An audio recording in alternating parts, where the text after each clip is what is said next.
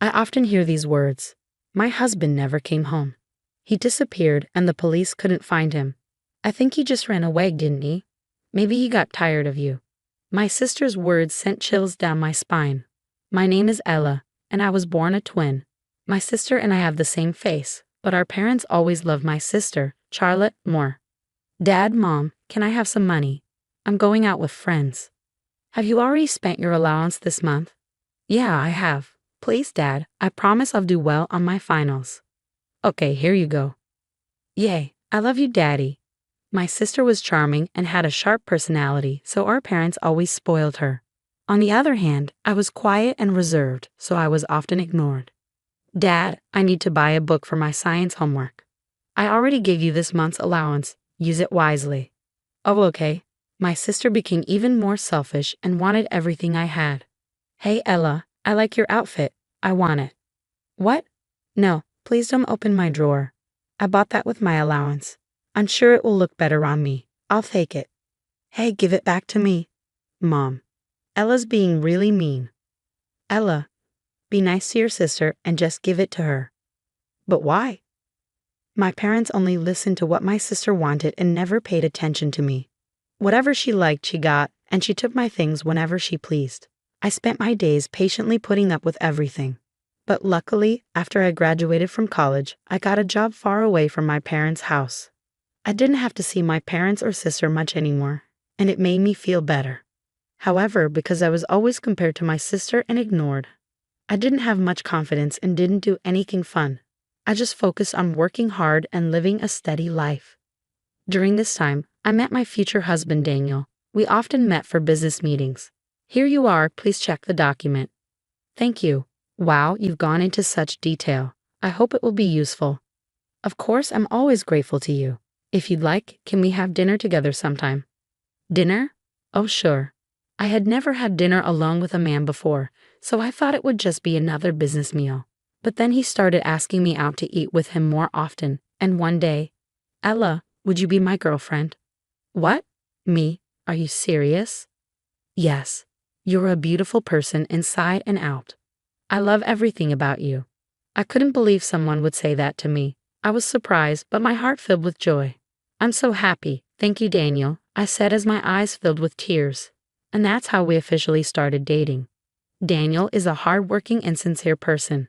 He works for a big company, earns good money, but he's not a big spender. He lives a simple, solid life. After a few years of dating, we got married. I became a full-time housewife and moved in with his parents. Mom, Dad, this is Ella. She's family now. Welcome, Ella. I hear you're a hard-working girl. We're going to be a family now, so don't be shy, okay? Okay, thank you for the warm welcome.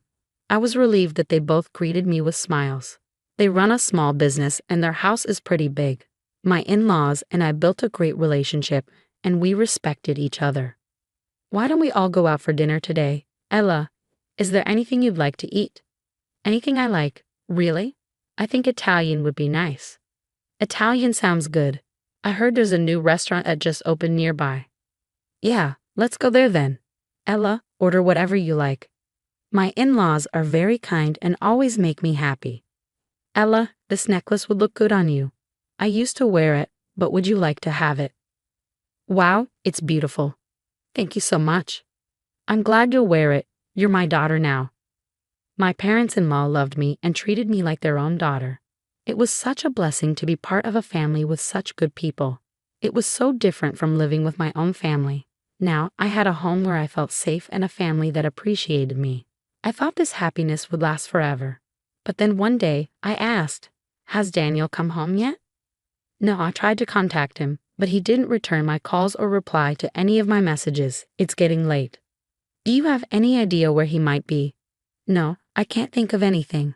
I'll check with his friends. Out of the blue, my husband disappeared. He went to work and never came home.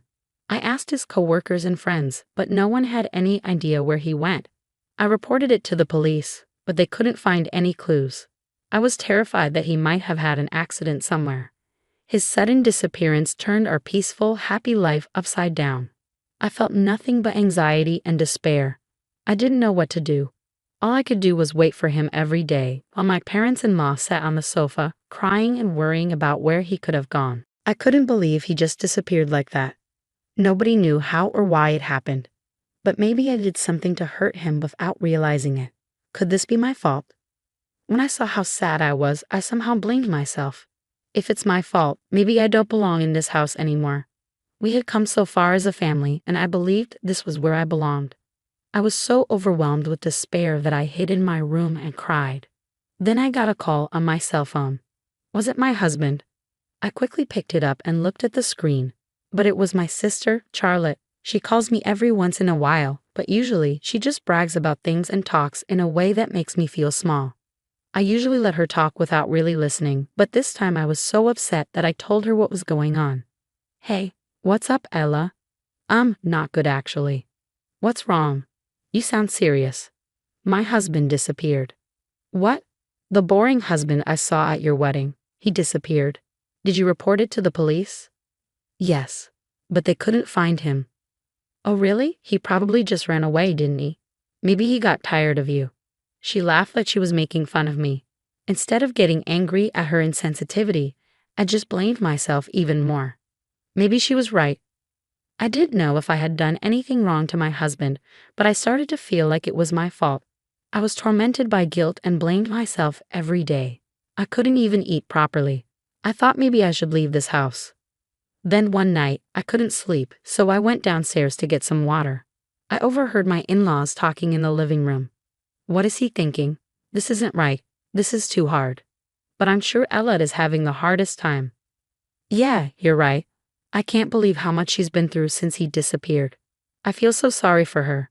It doesn't make any sense for him to leave such a good wife behind. He must have gotten into some kind of accident or something. Yeah, I can't think of any reason why he would run away. As I listened to them from the stairs, I burst into tears. They cared about me and were worried about me more than themselves. I couldn't stop crying because of their kindness. I realized I shouldn't stay lost in my grief forever. My in-laws were also suffering from the loss of their son. I had to support them as their daughter, and I was determined to get back on my feet. I made your favorite cherry pie today. Let's eat it together. Whoa, Ella, this smells good. If you were to get sick, I'm sure Daniel will be sad. So cheer up. Yes, you're right. Thank you, Ella. Meanwhile, I kept talking to Daniel's colleagues and friends, trying to find out where he might be, but I couldn't find him. Then I noticed that $100,000 was missing from his bank account. I talked to the police, but there was no progress. Since there was no clear evidence of a crime, the police seemed to think he just ran away. I'm home. Sorry I'm late. Hi, Ella. Anything new? No, nothing particular. I guess the police don't really look for missing adults. Anyway, I bought some cupcakes on the way home. You like them, right? Oh, thank you, Ella. They look delicious. My in-laws still seemed a little anxious, but they were starting to regain their strength. We supported and encouraged each other, living together like a real family. Then 7 years after my husband disappeared, my father-in-law passed away. He had been in the hospital for a while due to an illness, but the treatment didn't work. He passed away peacefully in his hospital bed. After the funeral, as my mother-in-law and I were crying, we suddenly heard a familiar voice. Hello, I'm back. Hey, Ella, it's been a while. What, Dario? To my shock, my husband showed up at my father-in-law's funeral, and he was with my sister, Charlotte.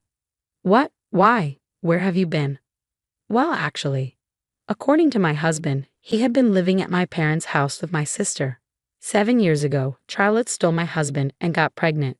It seems my parents were in on it too, helping him disappear. I heard Dad passed away, so I'm here to get my inheritance, he said, without even hesitating to reveal his true intentions. He had been living off the savings all this time. Are you crazy?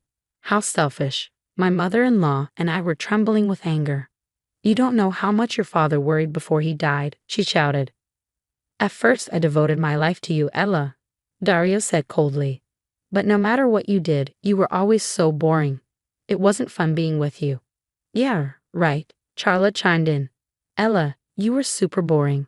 But Charlotte, she has the same face as you, but she's so different. When I met Charlotte, my life changed. She was perfect for me. I felt really happy when I was with her. I couldn't have kids with you, Ella, but I had a kid with her right away. Charlotte and I were meant to be together. My husband tried to justify his infidelity with a selfish excuse. My sister, who had never worked a day in her life, found out at our wedding that my husband worked for a big company and made good money, so she went after him behind my back. You thought you could take my things like you always did, didn't you? You saw some good money this time, right? Whatever, Charlotte said smugly. He just ended up loving me more. Anyway, he's the son, so he has the right to inherit Dad's money, right? Yeah, I'm entitled to it, Dario added. So give you my money. It seemed like my sister had brainwashed him into coming to his parents' house to demand money. I couldn't believe how pathetic he had become. That's enough. It's not going to happen. My mother-in-law, unable to hold back any longer, lost her temper. Why? It's my money. I don't care how many times you ask. Go home. I'll be back. Prepare my money next time. My mother-in-law was so furious that my husband and sister finally left, but after that, they started following us around, harassing us. Hey, just give it to me already. I have to pay back the money. I don't care. It's your problem. It's my money, and I'm supposed to get it, they insisted. Why should I give it to you? Now leave. But my husband and sister wouldn't give up, no matter what. No matter how many times I told them to leave, they kept coming back. I was about to turn them away when my mother-in-law came out from the back. Are they here again? She asked. Yes, I replied. My sister angrily confronted my mother-in-law, who was clearly disgusted. Your son is begging, and you're just acting like he's. My son is dead, my mother-in-law interrupted firmly. Huh. My husband and sister were speechless at her firmness. There's a grave in the backyard, my mother-in-law added. What? No way. They rushed to the small cemetery in the woods behind the house. The gravestone there had my husband's name on it. He was officially declared dead after being missing for 7 years, allowing my mother-in-law to inherit the entire fortune. My marriage to Daniel was already over. Hey, I'm alive. You see me right here. My ex-husband panicked. Yes, he's alive, so he should get the money, right? My sister screamed in desperation. You were lucky, my mother-in-law said coldly. I'm not asking for alimony for cheating because legally he's already dead. What alimony? They both asked, confused. If you keep following me and asking for money, I'll take serious action against you. Wait, I'm your son. It's my money, and this isn't fair. My ex-husband pleaded. My son is dead, my mother-in-law repeated. If he were alive, I'd be suing him for alimony. He betrayed his family, so he'd owe plenty. But since he's dead, you get nothing. Now, leave. My ex-husband and sister tried to play the victim, but we coldly rejected them. They left in a hurry when they heard the word alimony. Afterward, my parents came crying to me, as if they had heard the story from my sister. We're really in trouble. We have a lot of debts and need your help. We're family after all. Family? I said bitterly. You took my husband away and caused me so much pain for so long. I'm not giving you any money. No way, they gasped, shocked. My parents had been spending a lot of money on my sister, and now they couldn't afford it anymore. That's what happens when you spoil someone like that. They brought it on themselves. My ex-husband had been living with them without a job, thinking he had plenty of money saved up. But my sister spent a lot of money carelessly, and raising a child is expensive. Soon, his savings ran out, and they ended up in debt, even with my parents' support. What are you going to do? Do something about the money, they said. I'll get a job, my ex-husband said, but since he had been declared deceased, he had no official records and couldn't get a proper job. What are we going to do now? We're in huge debt. I never thought I'd have a second child, my sister complained. I didn't think I'd get pregnant again either, she added. But it's your baby, so you figure it out. My sister's pregnancy made their financial situation even worse. I didn't care what happened between my ex-husband and my sister. As for me, I lived a happy and peaceful life with my mother-in-law. How about Paris? I suggested. Paris? That would be wonderful. I've always wanted to visit Europe, and you said you wanted to see Buckingham Palace too. Why don't we take a trip to Europe? Really? That sounds like a dream come true. My mother-in-law is the only family I have who truly cares about me. I will take good care of her, and we will continue to support each other as a family.